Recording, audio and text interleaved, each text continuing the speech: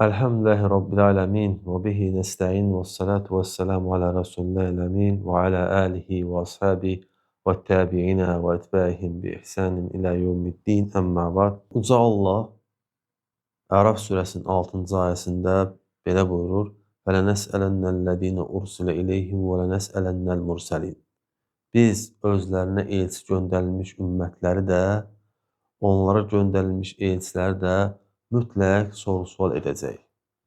İmam Şinqiti rahmehullah bu ayənin təfsirində demişdir ki, burada nə elçilərin, nə də insanların nədən soruşulacağı bəyan edilməmişdir. Ancaq Uca Allah başqa ayələrdə elçilərdən ümmətlərinin onlara nə cavab verdikləri barədə, ümmətlərdən də elçilərinə nə cavab verdiklərini soruşacağını bəyan etmişdir.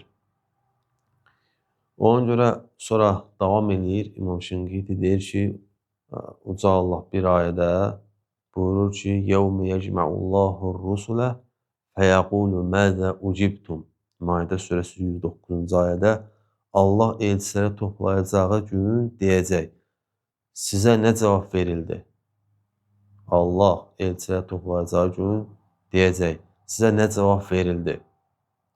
Başqa ayədə isə Uca Allah belə buyurur: وَيَوْمَ يُنَادِيهِمْ فَيَقُولُ مَاذَا اُجِبْتُمُ الْمُرْسَلِينَ Qasas surəsi 65-ci ayə. O gün Allah onlara nida edib, elçilərə nə cavab verdiniz deyəcəkdir. Diqqət etsək, İmam Şinqiti öz sözlərinə rahimehullah hər iki ayəni gətirdi ki, Allah həm elçilərdən soruşacaq ki, ümmətiniz sizə nə cavab verdi? Həm də ümmətlərin özündən soruşacaq ki, siz elçilərə nə cavab verdiniz? İndi gələcək, yəni burada cavab vermək dedikdə nə nəzərdə tutulur? Bəzi təfsir alimləri isə demişdir ki, Allah elçilərdən necə dəvət etdiklərini də soruşacaq. Bu haqda necə ki, İbn Abbas radiyallahu anhümə demişdir, Allah həm peyğəmbərləri onların risalətini necə təbliğ etdikləri barədə, həm də insanları peyğəmbərin çağırışını necə cavab verdikləri barədə soru-sual edəcək. İmam Bağavi rahimehullah bu ayə haqda demişdir ki, ayədə keçdi ki, göndərilmiş elçilər də mütləq soru-sual edəcəyik.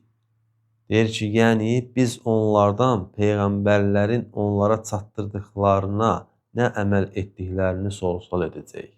Burada İmam Bağavi rahimehullah bizə nəyi açıqladı? İnsanların peyğəmbərlərə cavab verməsində məqsəd nədir? Yəni, peyğəmbərlərin dəvətinə əməl ediblər, yoxsa yox? Sonda qısa olaraq bildik ki, dəvətçilər təbliğ edib etməmələrindən soruşacağı kimi, dəvət olunanlar da dəvətə əməl edib etmədiklərindən soru-sual olacaqlar.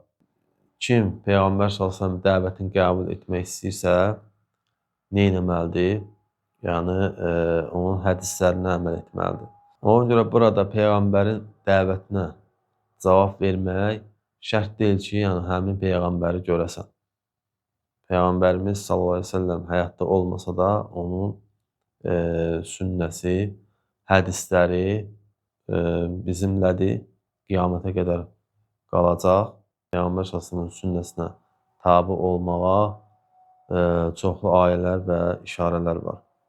Ona görə dəvətçilər, məsələn, dəvətçi adı şərəfli addır. Lakin o demək deyil, hər bir dəvətçi haqq dəvətçidir. Hər bir dəvətçi doğrudur. Bəli, nə qədər zəlalət dəvətçiləri var, nə qədər zəlalətə çağıran dəvətçilər var, insanları azdıran dəvətçilər var. Onlar səbəb olurlar insanların azmasına və ətrafındakı digər insanların o dəvətdən üz çevirməsinə səbəb olurlar. Və ona görə də əgər bir dəvətçi dəvətini doğru şəkildə eləyərsə, düzgün dəvət eləyərsə, istər bu etdiyi dəvətin mövzusu olsun, yəni dəlil üzərində olması olsun, doğru olsun, istərsə də onun üslublarında olsun, düzgün metodla çatdırmaq. Hər ikisində də düzgün dəvət edibsə, ondan sonra insanlar onun dəvətini qəbul etməyibsə, deməli, problem bu dəvət olanlardadır. Allah daha yaxşı bilir. Və sallallahu alə nəbiyyə Muhammed və alə alihi və səhbihi və səlləm.